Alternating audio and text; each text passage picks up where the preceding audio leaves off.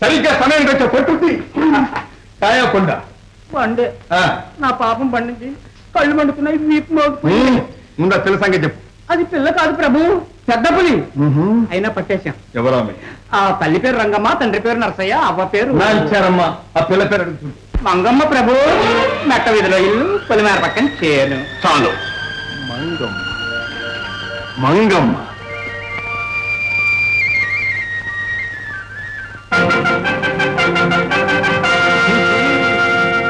వరిలో పుట్టి వరిలో పెరిగిన ఓ చిన్నదానా, వరి ఏమంటుంది?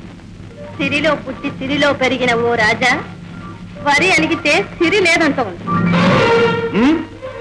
మాటకు మాట. మంచి మనిషికి ఒక మాట. మాట మళ్ళీ ఎందుకు వచ్చారు ఇక్కడికి? నీ దంట గోరి. అది తీరని కోరిక. ముందు వెళ్ళండి. మంగమ్మ, మరులు కొన్న మనస్సు మక్కువ తీరందే మరలిపో.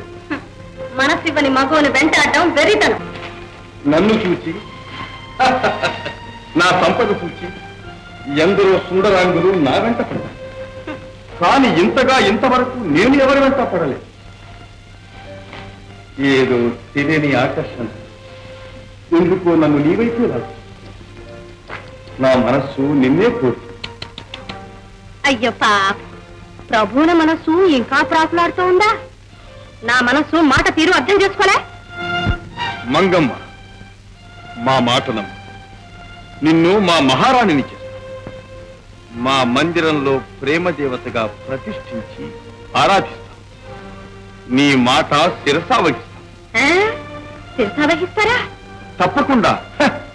ప్రాణాలైనా ఇస్తాం. అదే, నాకంత ఆశ లేదు. నేను చెప్పినట్టు చేస్తారా? ఓ, అయితే ఇక నన్ను వెంటాడక వెంటనే ఇక్కడి నుంచి వెళ్ళిపోండి. నన్ను మర్చిపోండి. మంగ, నీ మనస్సు మారదా? మారదు, మారదు, ఎన్నటికీ మారదు. మంగమ్మ, మేము మహారాజులం. మేము తలుచుకుంటాం. బంధించగలరు, బలాత్కరించగలరు, బాధించగలరు, కానీ నా మనస్సు మాత్రం మార్చదు. సరే, నీ మాట మేము మన్నిస్తాం. మరి మా కోరిక తీరుస్తాం. చెప్పండి. దీయించుకుంటాం.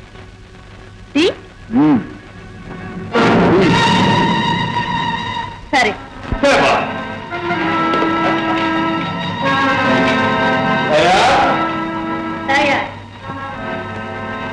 ఒకటి, రెండు.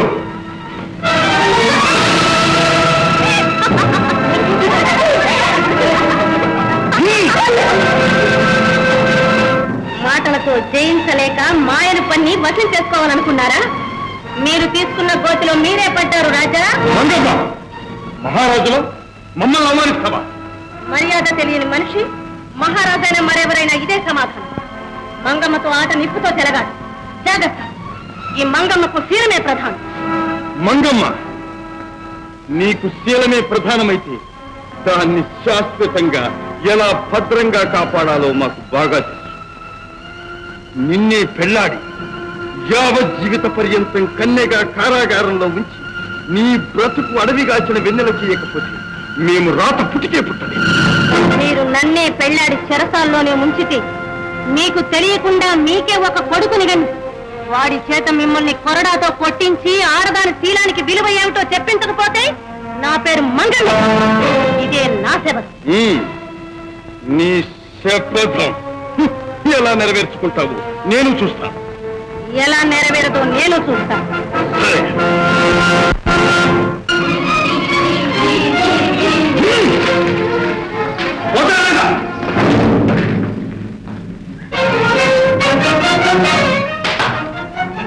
పత్రిక చూపించండి.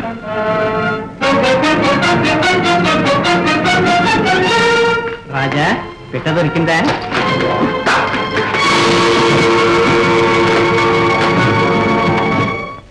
మంత్రి గారు, మెట్ట వీధిలో నరసయ్య కూతురు మంగమ్మతో మా కళ్యాణం వెంటనే నిశ్చయించండి. మారు మాట లేదు.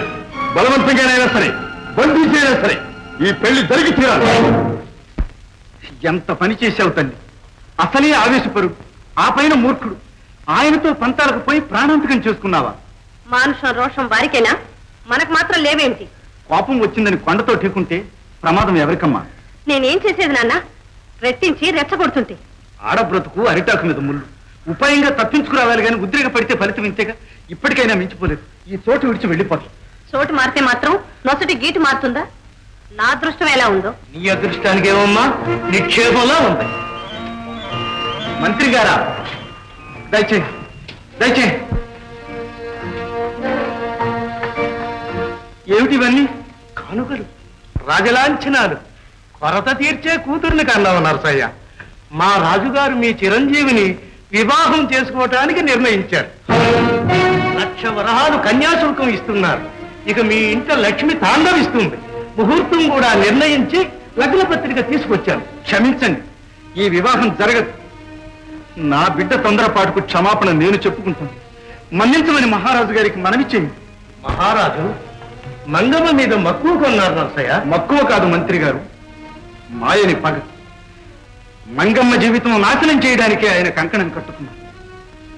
ఆయన కట్టబోయేది మాంగళ్యం కాదు, మంగమ్మ మెడ. శివాజ్ఞ ఏమైనా రాజాజ్ఞ పాలించడం పౌరధర్మం. కన్న తండ్రిగా నా ధర్మం కూడా ఉంది మంత్రి గారు. ఒక్క ఆడపిల్ల, తల్లి లేని పిల్లను చిన్నప్పటి నుంచి ఎంతో అల్లారు ముద్దుగా పెంచిన ఈ చేతులతోని ఆమె జీవితం నరకం చేయలేదు. నరసయ్య, నేను ఇక్కడకు న్యాయ నిర్ణేతగా రాలేదు, రాజుగారి దూతను మాత్రమే. ఇది రాజాజ్ఞ.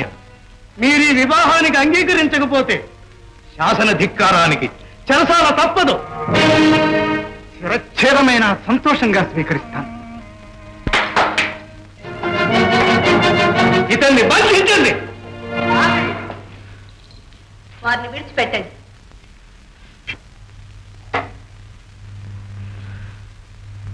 ఈ వివాహానికి నేను అంగీకరిస్తున్నాను. అమ్మా, నా కోసం నీ జీవితంలో నిప్పులు పోసుకుంటావా? నాన్న, నన్ను కన్నావు కానీ నా అదృష్టాన్ని కనలేదు. విధిని ఎవరూ తప్పించలేరు. ఇంకా విచారము లేదు, వెనుకంజ లేదు.